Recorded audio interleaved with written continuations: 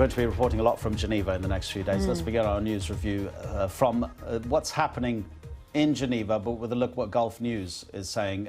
It's reporting that the US Secretary of State John Kerry has urged all Syrians to play a full role in these peace talks, which are due to begin in earnest in Geneva today.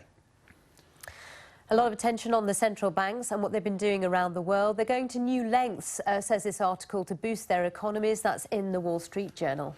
The International New York Times has this headline: Iowa voters converge on one theme. They're mad, meaning some of the US presidential candidates, maybe all of them, I don't know. This is the front page of the Times, saying the British Prime Minister's hopes of securing renegotiation with the EU are hanging by a thread after the President of the European Council walked out of Downing Street declaring no deal.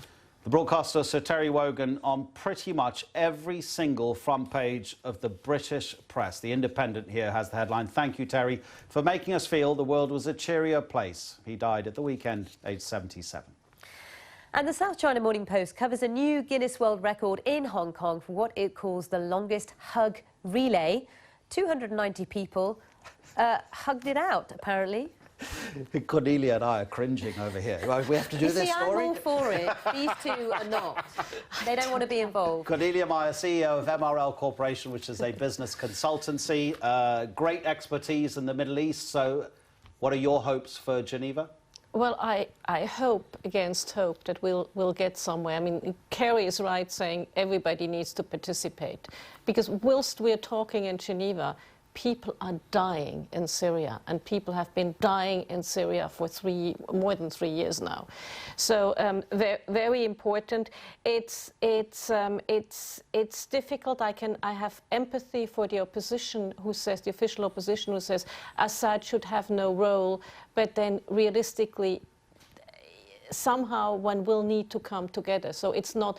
Mr. de Mitsura, the chief negotiator, the mediator, has his work cut out for him. Interesting about Assad's role. Whether they're talking about now or in the future, it's also relevant what happens in any political transition that may take place, which is what the French are calling for, that we need to find some sort of way to move towards a transition at these talks. The Russians say, you know what, Assad should possibly even be a presidential candidate if there is a proper transition.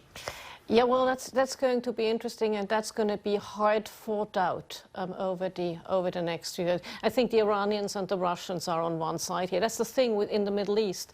Depending on which problem you're dealing with, the former allies become foes, and foes become allies. You know, whether you talk Yemen or whether you talk Syria, it's very, very, very complex. Indeed it is. We'll talk more about this for sure.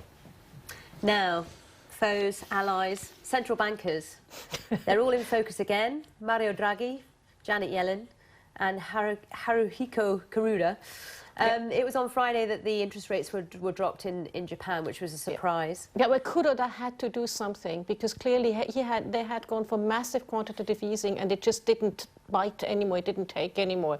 So he had this surprise and you saw how stock markets reacted. They were very happy, and it was also happy today in Tokyo. And it was also, and he had to do something, because with all the market turmoil, the yen became a safe haven, and Japan is still an exporting country. So he absolutely had to do something.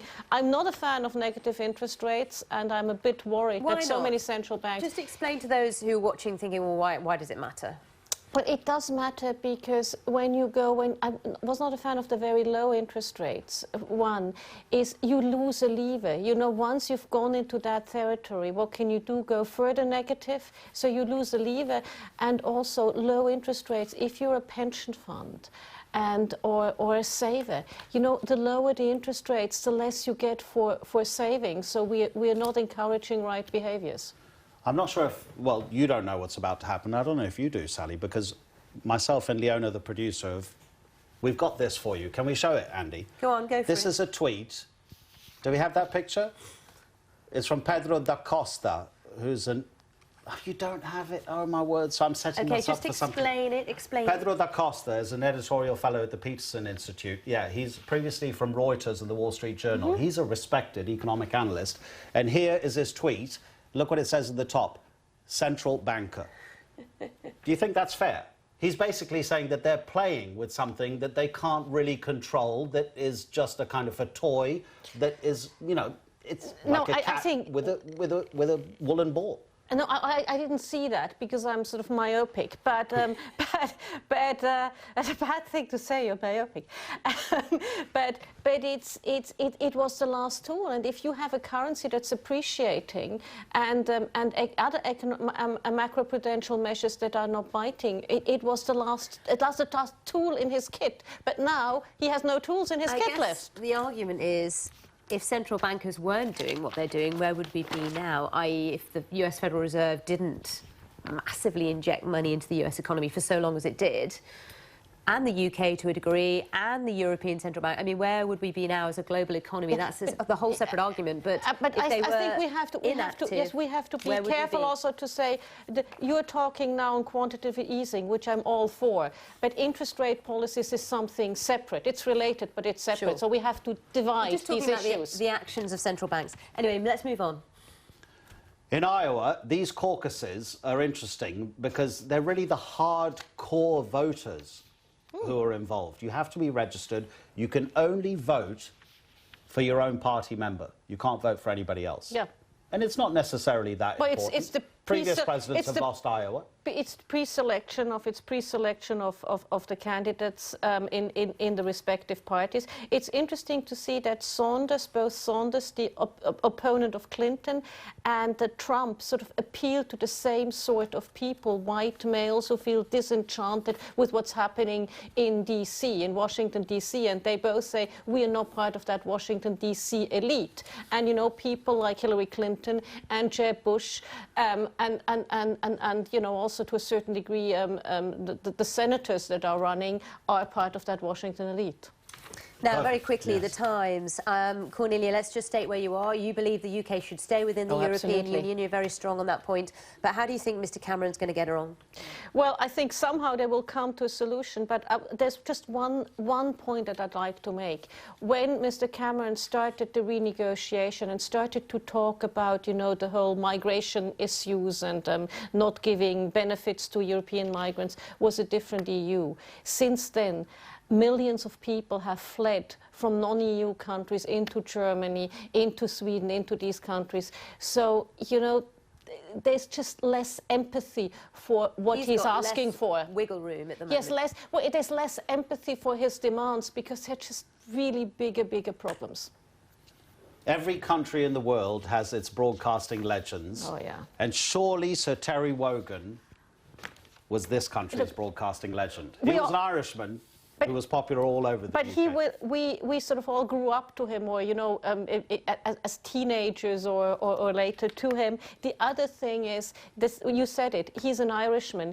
He started to become popular when the relationship between Ireland and the UK were quite tense. When, you know, in Ulster, when in Northern Ireland, we still had bombs flying off. And he was that Irish voice, with a very British accent, but that Irish voice that we all, that people, he had a role to play here as the kind face of Ireland and the Irish. For me, it was the way he smiled. Oh, he was fantastic. He was fantastic. He was one. And you know, when he had his charitable work was great, and you know, we all watched him on TV. He was just wonderful. He was just thoroughly decent, though. Oh yes, he's a fantastic man. We've talked long enough to leave you about 15 seconds to talk about the value of a hug. This is a Guinness record. I hate hugging. I love Japan and the Middle East because I don't have to hug. I have a role here to play. I need to give you both a hug of therapy. You need to get over this issue. Come on. I hate it.